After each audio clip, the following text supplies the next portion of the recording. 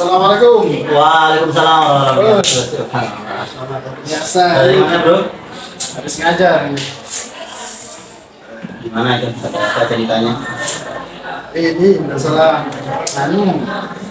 banyak yang bertanya terkait tentang PPDB itu.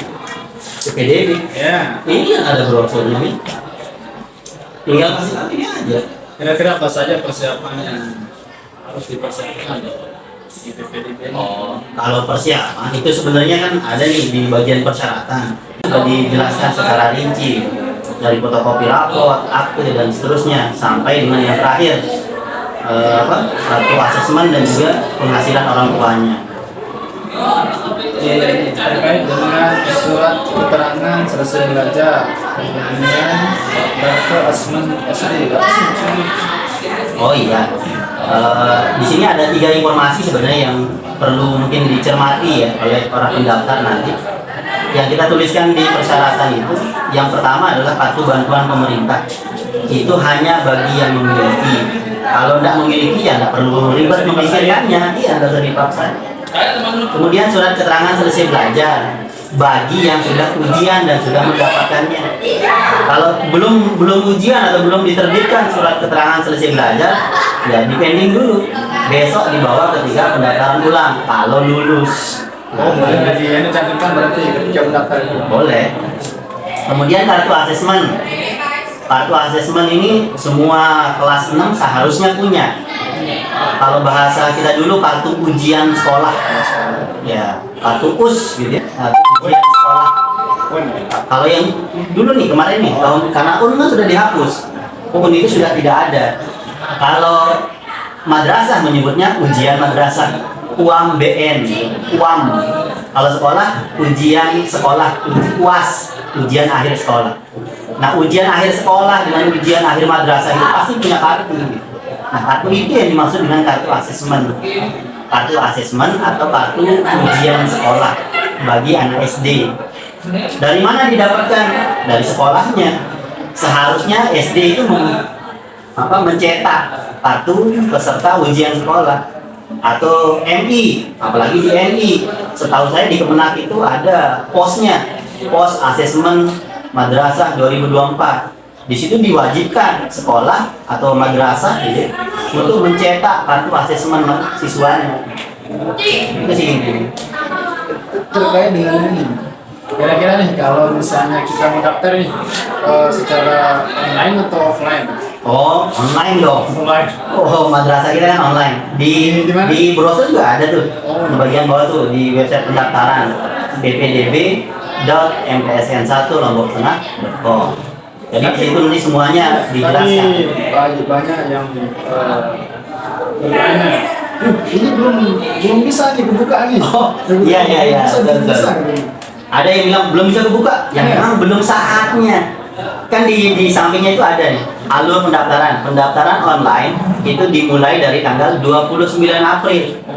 Sekarang tanggal berapa sekarang? 25. Sekarang tanggal 25 ya belum bisa ngapa-ngapain. Besok tanggal 29 baru bisa. Dan nanti di website itu full Pak penjelasannya lengkap gitu.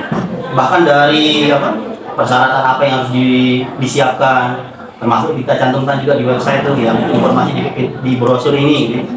Termasuk nanti ada tutorial juga. Tutorial bagaimana cara daftar. Kalau ada yang bingung nih, bagaimana cara daftarnya? Itu ada videonya, ada tutorialnya. Untuk memudahkan pendaftar. Nanti mungkin Mami Irul yang buat gitu ya, atau Pak Arif nanti yang buat gitu. Berarti ada timnya nih. Ada timnya, ada yang khusus buat tutorial gitu kan. Kemudian ini yang penting diperhatikan ini aja sih, tanggal-tanggal pendaftaran. Kadang orang maunya nanya terus gitu tanpa mau membaca gitu. Kalau bisa dibaca lengkap dulu. Kalau sudah baca lengkap, ada yang dibingungkan boleh tuh ditanyakan. Ini ada juga nih terkait dengan ini jalur, ada nggak jalur prestasinya? Soalnya banyak anak-anaknya katanya itu dia dapat prestasi tingkat apa? Nah itu tadi yang saya bilang di website PPDB nanti itu ada ketika mendaftar itu ada pilihan nanti jalur pendaftaran. Ada 2 jalur kalau kita, nggak ada istilah prestasi ya. Kalau di MTS N1 itu istilahnya tes atau non tes. Artinya nanti dia tidak perlu tes atau wajib tes. Nah, bagi yang mau mendaftar tanpa tes, itu ada syaratnya. Harus berprestasi. Kalau dia berprestasi, itu boleh mengikuti jalur non tes. Prestasi apa itu kira-kira? Prestasi yang mendapatkan juara. Bukan peserta saja ya. Ada orang kadang kan ikut lomba nih, tapi hanya sebagai peserta, itu enggak masuk. Harus juara. Juara 1, juara 2, juara 3. Ada tingkatannya, misalnya juara. Oh iya wajib. Minimalnya kabupaten. Kalau dia juara pidato tingkat dusunnya, pas Ramadan mungkin ya, juara 1 pidato atau juara pildacil tingkat dusunnya itu enggak termasuk. Jadi minimal tingkat kabupaten. Juara menggambar di kabupaten boleh, tapi belum tentu lulus ya. Itu boleh maksudnya, boleh ikut jalur non tes. Atau dia pernah juara di kabupaten untuk cerdas cermat, mungkin di MI, tingkat SD, atau mungkin KSM kalau di Kementerian Agama kan, KSM tingkat kabupaten pernah jadi juara 1, 2 atau 3, silakan boleh daftar. Berarti nggak masuk ketika dia misalnya anaknya itu juara kelas misalnya dari kelas 1 sampai kelas 6. Oh iya. Juara 1 terus. Walaupun dia juara 1 dari kelas TK sampai kelas 6 itu belum bisa diakomodasi karena belum dianggap tidak reliable gitu ya. Karena memang di juknisnya di pos PPDB juga begitu, bahwa kita tidak boleh menerima itu gitu. Yang boleh diterima itu hanya juara tingkat kabupaten minimal, tingkat nasional, tingkat provinsi lebih bagus lagi, tingkat nasional lebih bagus lagi. Dan itu ada jatahnya tapi hanya 15%, mungkin sekitar 50 siswa. Itu pun kalau yang berprestasinya bagus-bagus tuh. Kalau nanti panitia merasa kayaknya perlu dites nih yang juara-juara apa misalnya juara nyanyi bisa gitu ya, ada juara nyanyi di kabupaten, itu mungkin kita tes dulu betul nggak sih pintar nyanyi. Itu tergantung panitia sih nanti. Ya sedikit ini masalahnya kan sekarang kan itu lagi-lagi ini itu tentang kopi ya? Lupa saya. Tangan itu Saya sudah buat kopi tadi. Oke, terima kasih. Tentang tahfiz. Oh iya. Banyak yang bertanya nih, kira-kira nih untuk jalur tahfiz ada nggak dan berapa juz? Kalau yang jalur tadi ya, jalur tes dengan non tes tadi. Yang non tes itu bisa bagi anak-anak yang juara olimpiade, cerdas cermat, yang sifatnya keilmuan atau akademik kalau bahasa kita gitu ya. Kemudian kalau yang boleh juga mendaftar di jalur non tes itu adalah yang juara di bidang non akademik seperti lomba lari mungkin olahraga gitu ya, atau lomba pencak silat atau apa gitu. Nah, itu boleh juga, basket, voli, bulu tangkis terserah, atletik boleh gitu. Atau yang ketiga tadi yang saya ditanyakan tentang jalur tahfizul Quran.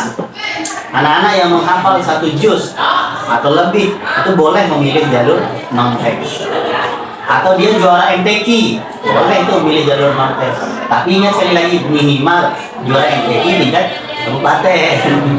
Nah kalau tahfiznya berapa juz standarnya? Tidak ada standar. Boleh mendaftar, intinya silakan memilih jalur tes. Tapi sekali lagi belum tentu dulu. Coba tahu kayak tadi yang ini hafal nih 3 juz, ya mungkin panitia butuh ngecek dulu, dites dulu mungkin hafalannya. Kalau memang benar mungkin bisa lulus non tes. Berarti harus dites dulu hafalannya. Mungkin saja dites, mungkin saja tidak. Tergantung nanti kepanitiaan seperti apa menyeleksinya. Namanya siap-siap saja mendaftar lewat situ.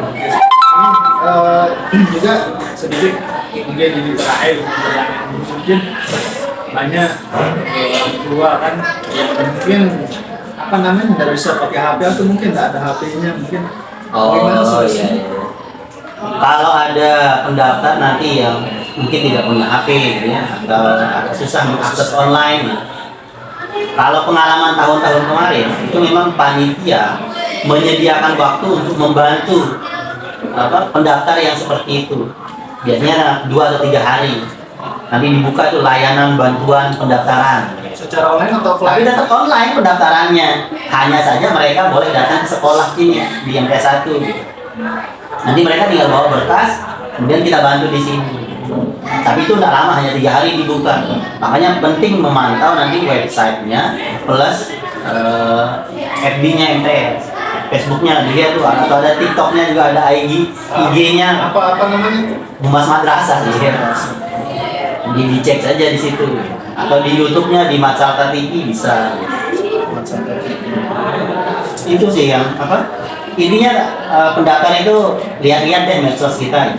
Kalaupun tidak punya medsos mungkin bisa bertanya kepada keluarganya yang memiliki akses ke dunia medsos. Intinya insya Allah panitia akan membantu atau memudahkan seluruh pendaftar. Kalaupun ada kendala, oh ya saya lupa tadi. Kalau ada kendala ini ada helpdesk nih, ada layanan bantuan yang sifatnya telepon atau WA gitu ya. Bisa chat ke nomor-nomor yang ada di brosur, itu ada 4 nomor tuh. Bisa dicek tuh mau tanya seputaran pendaftaran. Bebas. Gitu. Kayaknya kalau di Facebook biasanya agak lama dia nggak respon. Bisa langsung chat WA, chat WA nomor. Yang biasanya yang sering dan respon ini yang satu tadi. Insya Allah siap merespon semuanya. Karena kita diperintah oleh pimpinan untuk memberikan layanan seprima mungkin. Itu aja sih. Tapi dinikmati aja nanti apapun pertanyaan dari pendaftar ya dilayani sebaik mungkin gitu. Mudah-mudahan tidak terlalu cerewet pendaftarnya. Kalau mencerewet tetap harus dilayani dengan terima dan sabar. Oke, terima kasih atas informasinya. Oke, siap.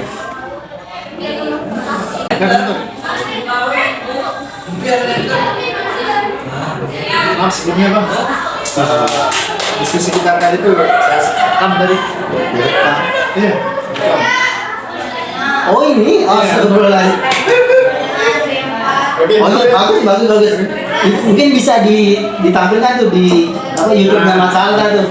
Kasih dia tuh pengelolaannya YouTube. Bisa post aja tuh di YouTube Mas Alda biar orang-orang. Ya, orang-orang. Oh direkam ya. Kalau gitu. Sukses selalu.